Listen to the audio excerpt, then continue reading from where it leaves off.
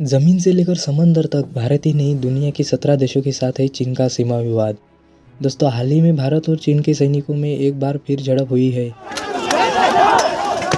ये झड़प अरुणाचल प्रदेश के तवांग सेंटर में अगस्त में हुई है। गलवान घाटी में संघर्ष के बाद ये पहली बार है जब भारत और चीन के सैनिकों में झड़प हुई है। चीन का भारत के साथ कई देशों के साथ सीमा विवाद है। सिर्फ भारत ही नहीं बल्कि दुनिया के और भी कई देशों के साथ चीन का सीमा विवाद है। इससे पहले 15 जून 2020 को लद्दाख की गलवान घाटी में दोनों देशों के सैनिकों में हिंसक झड़प हुई थी।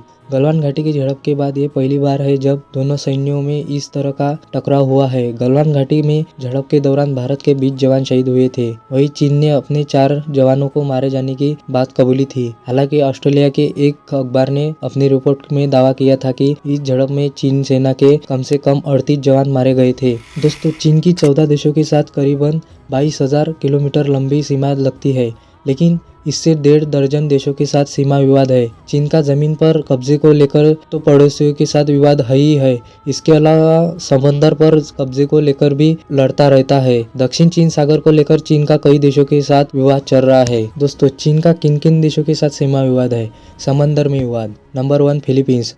दोनों देश के बीच दक्षिण चीन सागर में विवाद है। चीन और फिलीपींस को स्कार्बो और स्प्रेटली आइलैंड को लेकर विवाद है। चीन इन्हें अपना हिस्सा मानता है, जबकि फिलीपींस का कहना है कि ये दोनों उसके हिस्से हैं। रिपोर्ट्स के मुताबिक पिछले साल नवंबर में चीन के जहाजों ने फिलीपींस के 2 जहाजों पर वाटर कैनन का इस्तेमाल किया था। Number 2, Vietnam. यहाँ भी दक्षिण चीन सागर पर कब्जे की लड़ाई है। चीन दावा करता है कि वियतनाम के कुछ हिस्से, खासकर पैरासल आइलैंड, स्प्रेटली आइलैंड और दक्षिण चीन सागर के कुछ हिस्से उसके हैं। अप्रैल 2020 में चीन की सेना ने वियतनाम के एक जहाज को डुबा दिया था। ये जहाज मछली पकड़ने वालों का था। Number 3, Indonesia. चीन और इंडोनेशिया के बीच तानुना आइलैंड और दक्षिण चीन सागर के कुछ हिस्सों को लेकर विवाद है। इंडोनेशिया अपने इलाकों में एक ऑयल एंड नेचुरल गैस की सप्लाई के लिए प्रोजेक्ट पर काम कर रहा है। चीन इस पर भी आपत्ति जता रहा है। Number 4, Malaysia. चीन यहाँ भी स्प्रेटली आइलैंड को लेकर लड़ता है। अप्रैल 2020 में चीन की नौसेना ने एक मलेशिया जहाज को घेर लिया था। इस पर मलेशिया ने आपत्ति जताई थी। बाद में अमेरिका और ऑस्ट्रेलिया के जंगी जहाज भी विवादित इलाके में घुस गए थे। इसके बाद चीनी जहाज को वहां से लौटना पड़ा था। Number 5, Japan. चीन का जापान के साथ सेनाकाकू आइलैंड, टोक्यो दियोआयु आइलैंड, बीजिंग और तियायू आइलैंड, ताइवान को लेकर विवाद है। 1970 के दशक में जब इन द्वीपों में ऑयल रिसर्च होने की बात सामने आई तो चीन ने इस पर अपना दावा ठोक दिया।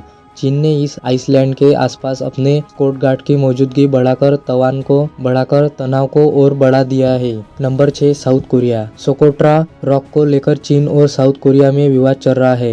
ये चट्टान पूर्वी चीन सागर की सतह से 4.5 मीटर नीचे है। दक्षिण कोरिया इसे अपने इकोनॉमिक जोन को हिस्सा बताता है। हालांकि इस इलाके में चीन की मौजूदगी ने इस तनाव को बढ़ा दिया है।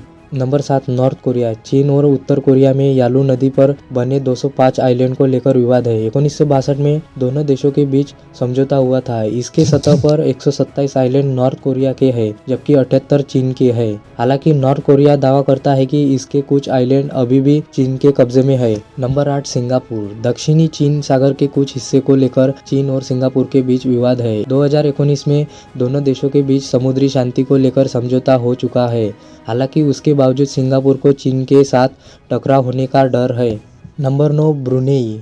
ब्रुनेई ये एक छोटा सा इस्लामिक देश है। चीन और ब्रुनेई के बीच दक्षिणी चीन सागर के कुछ हिस्सों और स्प्रेटली आइलैंड को लेकर विवाद है। ब्रुनेई को अक्सर दक्षिण चीन सागर में आइलैंड दावेदार कहा जाता है। दोस्तों, ये विवाद हुए हैं समंदर के। अब बात करते हैं जमीन पर के विवादों के बारे में। नंबर 1 पे है भारत, यानी अपना देश। चीन के साथ भारत की 3,488 किलोमीटर लंबी सीमा लगती है। चीन अरुणाचल प्रदेश के 90,000 वर्ग किलोमीटर के हिस्से पर अपना दावा करता है, जबकि लद्दाख का करीबन 38,000 किलोमीटर वर्ग का हिस्सा चीन के कब्जे में है। इसके अलावा 2 मार्च 1963 को हुई एक समझौते में पाकिस्तान ने पीओके की 5,180 किलोमीटर वर्ग की जमीन चीन को दे दी थी। चीन लद्दाख को अपना हिस्सा बताता है, वही अरुणाचल प्रदेश को दक्षिण तिब्बत का हिस्सा मानता है। चीन की ऐसी गतिविधियों को देखकर कई देशों के सवाल उठते रहते हैं। वीडियो अच्छा लगे तो प्लीज चैनल को सब्सक्राइब कीजिए। मिलते हैं अगले वीडियो में।